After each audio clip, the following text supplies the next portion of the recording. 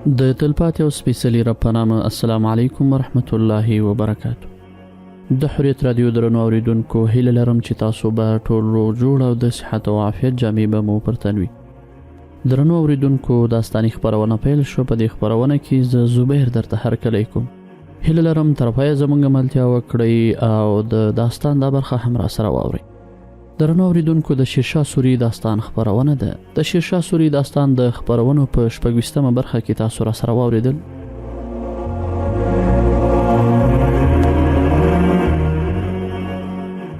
دا ټول د رومي خان له لاسه.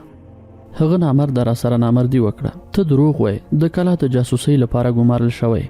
کوم زما په خبره باور نه راځي، زه هسې هم نور له دنیا موړ یم. ورمیږ مې غوڅ کړی چې بېغمه شم.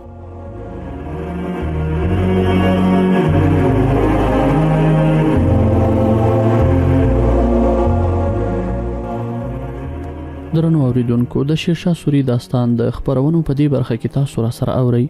که معلومه شي چې جاسوس یې یوه شیبه دې هم ژوندی نه پرېږدم.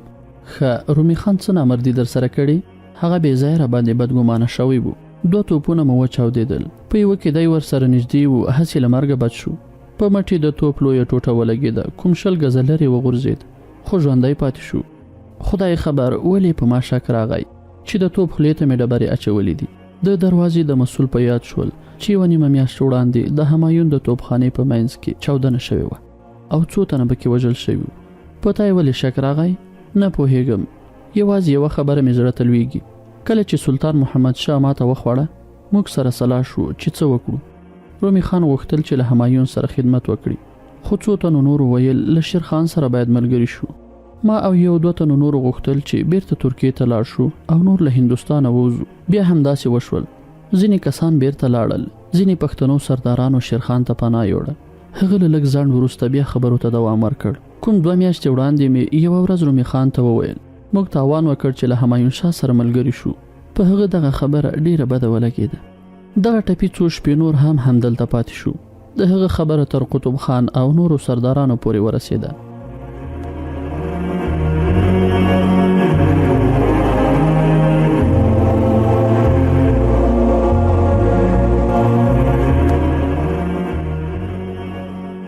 یو ورځ اقبال له 2 تنو نورو سره راغی. له هغه سره یې ولیدل.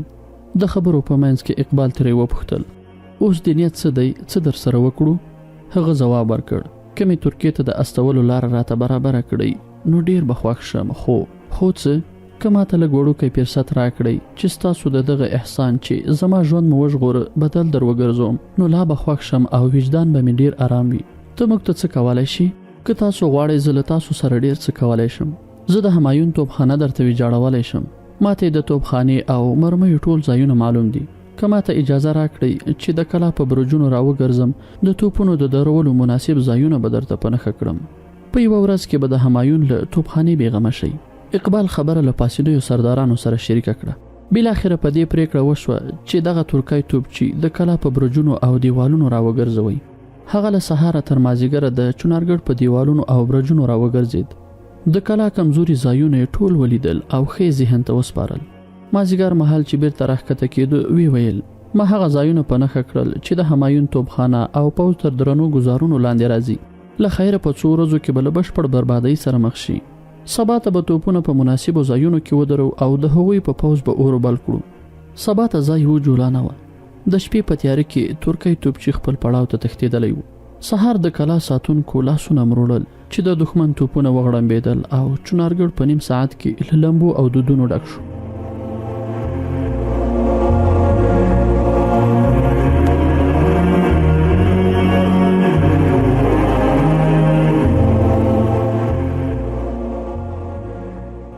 د رومي خان زری د کلا کمزوري ځایونه ټول هغه ته ور وښودل. رومي خان په کښتیو توپونه بار کړل او کلا ته نږدې ورغلل. په کمزورو برخو یې د اور او اوسپنو باران پیل کړ. قطب خان خپلې توپخانې ته د همایون د توپونو په خلاف د اور امر وکړ، خو په لږ وخت کې د همایون توپخانې د کلا شمالي دیوال یوه برخه راوغورځوله او د کلا اوسیدونکو ته له تسلیمېدو پرته بله چاره پاتې نه شوه. قطب خان سپین بیرغ اوچت کړ. د سولې خبرې پیل کړې. وروسته په دې جوړه وشوه چې د شیرخان پوځونه به کلا د همایون پوځ ته سپاري او هغوی به په امن له کلا نه وځي. د دواړو لورو ترمنځ د سولې د هوکړې له مخې کلا د همایون وسلوالو ته وسپارل شوه. د مغولي پاچا پوځیانو د سولې تړون تر پښو لاندې کړ. د هغو 300 تنو ساتونکو منګولې غوڅې کړې چې په تیرو جګړو کې د دوی په پوځیانو د اور ګولۍ ورغورځولې وي. اسمان برګ و، کرې شپه باران ورېدلی و، د پشکال لومړۍ شپې ورځې وي. د باراني موسم له پیل سره د وچې تودوخۍ زور مخ په ختمېدو و. شیرخان له خپلو څو تنو سردارانو سره د روحتاس کلا په یوه برج کې ولاړ و او شاوخوا ته په سمسوره سیمه نظر راګرځاوه. هوا ډېره په زړه پورې وه، خو شیرخان په اندېښنو کې ډوب ښکارېده. حاجي خان برني چې هغه په اندېښنو کې ولید، په مسکا یې ترې وپوښتل: ولا مقامه، په څه پریشانه غوندې ښکاري؟ شیرخان وویل: تر اونۍ ډېره موده وشوه چې د چنارګړ او بنګال له لوري احوال نه دی راغلی. زما دواړو ته سودا ده، خو د چنارګړ په باب مې اندېښنه زیاته ده. همایون به دا ځل په هره بیه چې وي دغه کلا ونیسي. خدای دې قطب خان دوی ته دومره همت ورکړي چې د ګوړ تر نیولو پورې همایون هلته ایثار کړي. ته غم مه کوه، خدای مهربانه دی. قطب خان ځوان دی، خو د پلار وینې په رګونو کې ده. حاجي خانه، 6 میاشتې چې هغوی د ظالم همایون درنې توپخانې ته ټینګ شول، دا وړوکې خبره نه ده. زما اندېښنه دا ده چې هیڅ احوال نه راځي. خدای دې وکړي چې نور د ګوړ برخلیک هم معلوم شي. دوی په همدې خبرو کې و چې د چنارګل له لوري په راغلې لارې د سپرو یو کاروان ته پام شو. شیرخان سمدستي هغه لور ته اشاره وکړه. وی ویل: خدای دې خیر کوي، کاروان خو لوی دی، لکه چې د چنار کلا کیسه ختمه شوه. 5-6 واړو سردارانو هم هغه لور ته وکتل. کاروان سوکه رانږدې کېده چې تر یو خوړ لږ راپورته شول. شیرخان وویل: لکه چې قطب خان دوی دي، د ټولو په مخ کې سپین آس د همغه راته ښکاري. هیبت خان نیازي وویل: نه صاحبه، سپین آس د عمر دی. خدای دې خیر کړي چې مرګ ژوبلې درنه نه وي. دا کلاوې به څو ځله لاس پلاس شي. دوی د برج له سره دروازې ته د کاروان مخې ته ورغلل. کاروان را ورسېد او د چنار کلا د له لاسه وتلو خبرې راوړ. قطب خان په هغوی پسې و. شیرخان د همایون د پوځیانو په دې نامردۍ ډېر خفه شو چې ژمنه یې ماته کړې وه او د 300 تنو لاسونه په منګولو کې غوڅ کړي وو.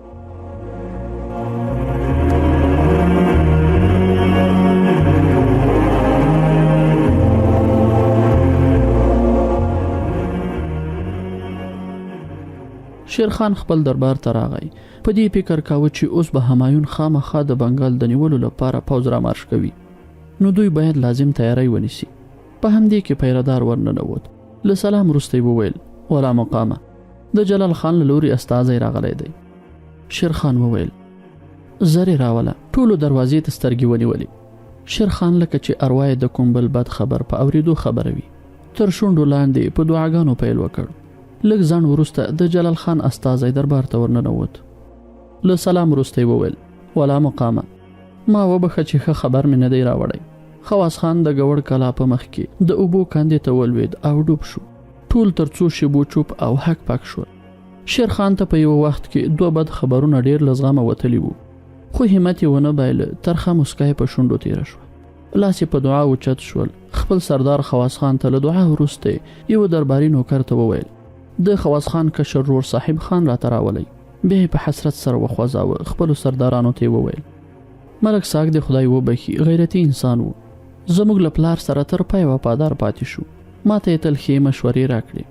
هغه وخت چې خدای بخلي پلار مې د جایداد واک ما ته وسپاره، زه خواسپور ټانډې ته ورغلم. یوازینی صادق انسان همدغه ملک ساک و چې ما ته ښه سلا راکړه او د جایداد د نظم په باب یې را سره مرسته وکړه.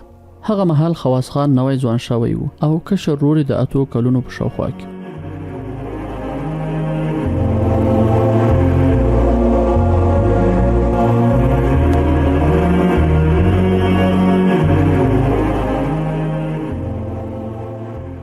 ملک ساک خپل زامن ډیر ښه وروزل. لدین او خپل خلکو سره مینه او وفای په وینه کې ګړه ده. دغه مهال دروازه خلاصه شوه او درباري ساتونکی له صاحب خان سره ورننوت. د هغه په څیره کې د غم او ویر نښې وې، خو په شونډو یې تیته مسکا غوړېدلې وه. ځوان سترګې ښکته اچولې وې. شیرخان ورغی، په اوږه یې لاس ورکېښود. په زحمت یې ځان راټینګ کړ. وی ویل: صاحب خانه، د خواس خان میړانه او قرباني به مو د ژوند تر وروستۍ سلګۍ هیره نه شي. الله دې جنتونه ورکړي. ستاسو کورنۍ ته د زړه صبر غواړم. نورو سردارانو هم هغه ته د ورور د وفات تسلیت ووایه. بیا شیرخان وویل: صاحب خانه، ته به د خپل غیرتي ورور نوم ژوندی ساتي. ته دی وروسته تا ته د خواس خان لقب درکوم. تا ته دی د غیرتي ورور منصب هم در سپارم. نور پوز هم در سره استوم. هڅه وکړئ چې د همایون تر د رسیدو ګوړ ښار ونیسئ. څومره چې ممکنه وي زر ځان جلال خان ته ورسوه او د ګوړ کیسه نور اوږدېدو ته مه پرېږدئ. صاحب خان وویل درنه مشره تا د قام شمله اوچته کړه. تا په هند کې د پښتنو لیدلی حیثیت بیرته پر ځای کړ. زما ورور د قام د خدمت په لاره کې قرباني ورکړه. زموږ ټوله کورنۍ په دې ویاړو او دا ژمنه درکوو مشه چې د ژوند تر وروستۍ سلګۍ به در سره وفادار وو. تاسو چې زما په اوږه د پوځ د مشرۍ کوم ویاړ کېښود، مننه کوم له لوی الله دا غواړم چې د دې درانه مسؤلیت وړ شم او ستاسو هیلې تر سره کړای شم. د شیرخان په حکم پوځ تر سبا پورې سفر ته تیار شو او د ګوړ په لور وخوځېد. خواس خان په یوه ورځ کې د 3 ورځو مزل وواهه. په څو ورځو کې د ګوړ ښار دیوالونو ته ورسېد. تنکۍ غرمه وه. جلال خان د ګوړ د نیولو په باب په چورتونو کې ډوب و چې ساتونکي د خواس خان په مشرۍ د تازه دمې پوځ د رارسېدو خبر ورکړ. هغه خوښ شو، راجګ شو چې مخې ته ور ووځي چې خواس خان یې مخې ته ودرېد.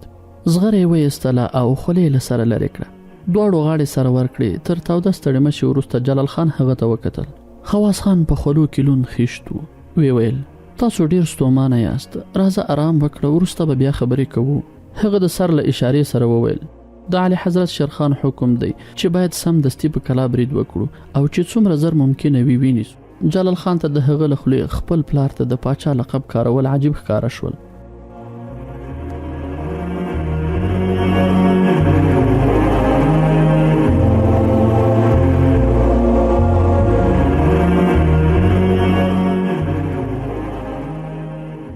دا لومړی ځل و چې شیرخان ته د پاچا لقب وکارول شو. ورته وی ویل تاسو په خیر راغلی، جګړه د بیړې کار نه دی. نن دمه جوړه کړه، ماښام به د یرغل پلان تیار کړو، سبا ته به له خیره سهار وختي په کلا برید پیل کړو. خواس خان وویل بخښنه غواړم، د اعلی حضرت حکم دی، زه ترې سرغړونه نشم کولی. دا یې وویل. زغره بیا واغوستله او خولې په سر کېښوده او د باندې راووت.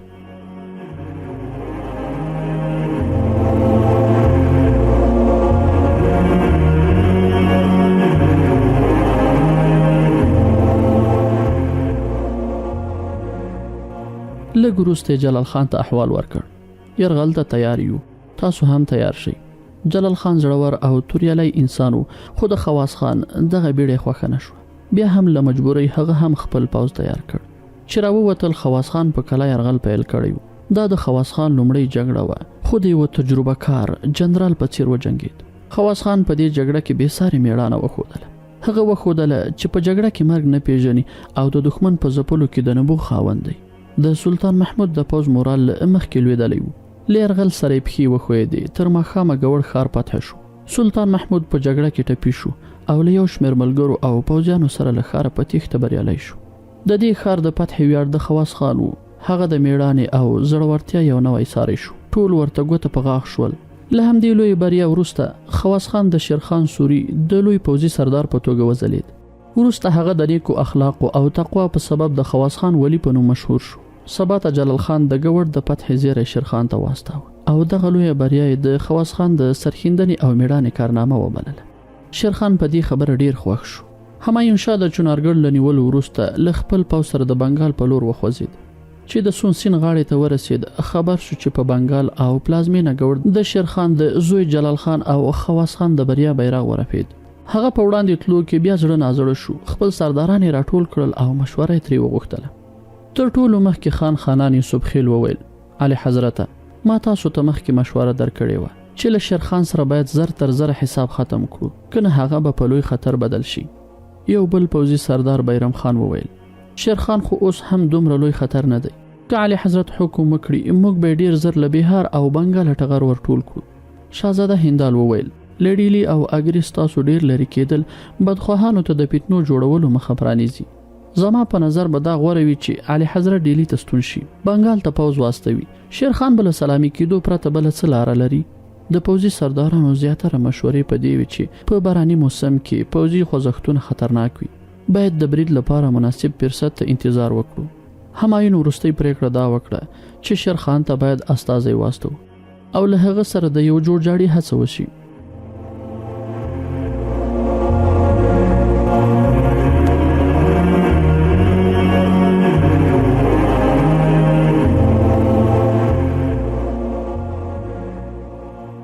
تر ډیرو شاربلو وروسته شیرخان د جوړجاړي لپاره خپل یو سردار حسین خان ترکمن د استازي په توګه واستاوه. هغه ته ولیکل که د بنگال او بهار کلاوي او حکومتونه بیرته پرېږدي نو زه به د چنارګل کلا بیرته تاته وسپارم او د جونپور د جایداد پرمان به هم ستا په نوم درکړم. حسین خان ترکمن له شیرخان د پیغام داسې جواب راوړ: بهار به درته پرېږدم خو یوازې د چنار او جونپور په جایدادونو زما د پوځ چاره نه کیږي. بنگال نشم درته پرېښودلی. همایون په دې هم راضي شو. شیرخان ته د خپلې خوښۍ د ښودو په دود سوغاتونه او یو آس ور واستاوه. له دې سوغاتونو مراد دا و چې هغه شیرخان یو خپلواک واکمن نه پیژني بلکې د خپل تر لاس لاندې یو حاکم په سترګه ورته ګوري. خو د دواړو لورو ترمنځ د تړون لیک لا وش سوی نه و چې یو سهار د همایون دربار ته د بنگال له واک لوېدلي راجا سلطان محمود یو استازی ورغی او د خپل راجا له لورې دا پیغام وروړ: د شیرخان ځواکونو یوازې ګوړ ښار نیولی دی، نور ټول بنگال تش پروت دی. که اعلی حضرت په خپله له پوځ سره د بنگال په لور راشي نو زموږ ځواکونه به هم ورسره ملګري شي او د شیرخان لږ شمېر پوځیان به خامخا ګوړ ښار پرېږدي. که دا کار وشي نو زه به بیا ستاسو تر سیوري لاندې حکومت کوم. له دې پیغام سره د همایون د غرور او ځان غوښتنې رګ بیا راویښ شو. خپل تړون او ژمنو ته یې شا کړه. په بنګال یې سمدستي د یرغل اراده وکړه.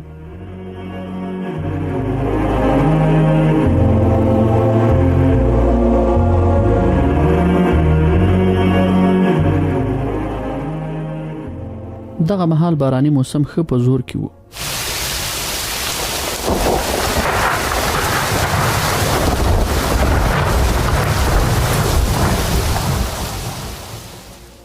پوځي سردارانو ټولو تر شونډو لاندې یو ځل بیا د باراني موسم خطرونو ته اشاره وکړه. خو همایون په خپله پرېکړه ولاړ و. هغه سمدستي د خان خانان یوسف خیل په مشرۍ یوه ډله پوځ ته حکم وکړ چې د بنګال په لور وخوځېږي. میرزا هندال ته حکم وکړ چې بیرته اګرې ته ستون شي او هلته وضع قابو وساتي او پرېنږدي چې کومه فتنه راپورته شي. همایون په خپله له پوځ سره د چاړکند په لور چې هلته شیرخان پړاو اچولی و وخوځېد. شیرخان له همایون سره د سولې په تړون سربیره د هغه د پوځ حرکات او تګ راتګ څارل. نوموړي په ټول هند کې د جاسوسانو جال خپور کړی و او له هر لوري په مهمو پیښو تر ټولو مخکې خبرېده. کله چې د همایون په دربار کې وروستۍ پرېکړې اعلان شوې چې هغه له شیرخان سره خپل ژمنې ماتوي او په بنګال یرغل کوي، هماغه مهال شیرخان ته خبر ورسید. خان په چاړکند کې په یوه کلا کې و چې دغه احوال ورسید چې همایون له خپل پوځ سره د همدوی په لور را روان دی. شیرخان د همایون استازی را وغوښت. هغه ته یې وویل: ښاغلیه، زما یو څو خبرې په غور واوره او خپل پاچا ته امانت ورسوه. ما تر خپله وسه هڅه وکړه چې د اعلی حضرت همایون درناوی وساتم. خدمت یې وکړم او په ادب او عزت چلن ورسره وکړم. هڅه مې وکړه چې تر ممکن حده له هغه سره له ټکر او مخالفت نه ځان خوندي کړم. تل مې هڅه وکړه چې د جوړجاړي لاره ورسره غوره کړم. ما بهار له لوهاني سردارانو ونیول. د بنګال راجا په بهار د یرغل لپاره پوځونه راواستول. ما تر وروستي بریده هڅه وکړه چې په نرمۍ وپوهوم، خو هغه د بهار د نیولو په تمه یرغل وکړ تر دې چې بنګال یې هم له لاسه ورکړ. اوس د بنګال راجا همایون لمسوي چې په بنګال یرغل وکړي. هغه زما ټول خدمتونه او وفادارۍ هېرې کړي او په بنګال ورخیږي.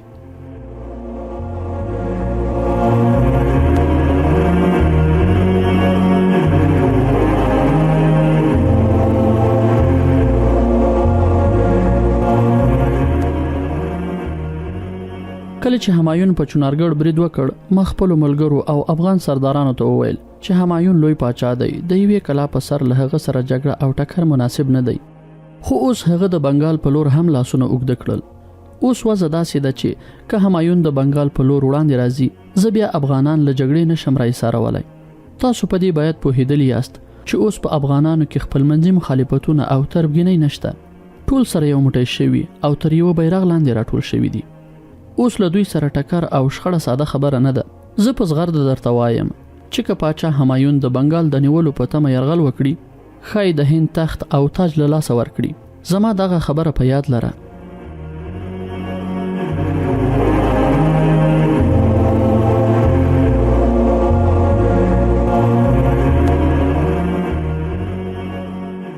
شیرخان بیا د همایون وکیل او استازي ته یو شمېر سوغاتونه ورکړل او رخصت یې کړ. د دې معنا دا و چې شیرخان له همایون شاه سره خپل سفارتي اړیکې وڅ کړي. د هغه یوه موخه دا هم وه چې د همایون وکیل او استازی خپل پاچا او حکومت ته د شیرخان د کړو وړو او حرکاتو په باب خبر ورنکړای شي. د هغه له رخصتولو وروسته خپل زیات پوځ د روهتاس کلا ته واستاوه او په خپل له 1500 تنه سپرو سره د بنګال د پلازمینې ګوړ په لور روان شو. همایون خپل کسانو ته د شیرخان د درک لګولو دنده وسپارله، خو هغوی ناکام راستانه شول. بیا په خپل هم له خپل پوځ سره د ګوړ په لور سفر پیل کړ. د همایون د مخکینی پوځ مشر خان خانان صبحخیل چې د ګوړ په لار پرتی منګیر کلا ته ورسید، هلته یې واړول. دغه مهال راجا سلطان محمود خبر شو چې د همایون پوځ را ورسید. هغه منګیر کلا ته راغی. خان خانان او نور پوځي سرداران د هغه هرکلی ته ورغلل. هم دغه مهال همایون را ورسید. همایون د بنګال د خلا شوی راجا داسې هرکلی ونه کړ چې دی خپلواک راجا په توګه هغه ته درلوده. هغه له همایون سره په ملګرتیا سخت پښیمانه و. په همدې غم کې لږ موده وروسته د خپل له لاسه تللي تخت په ارمان مړ شو. د هغه زوی له همایون سره خدمت غنیمت وباله او له مغولو سره بوخت شو. همایون تر یوې مودې په منګیر کلا کې پاتې شو. بیا خپل یو نامتو سردار محمد بیګ له 10,000 پوځیانو سره د ګوړ په لور واستاوه.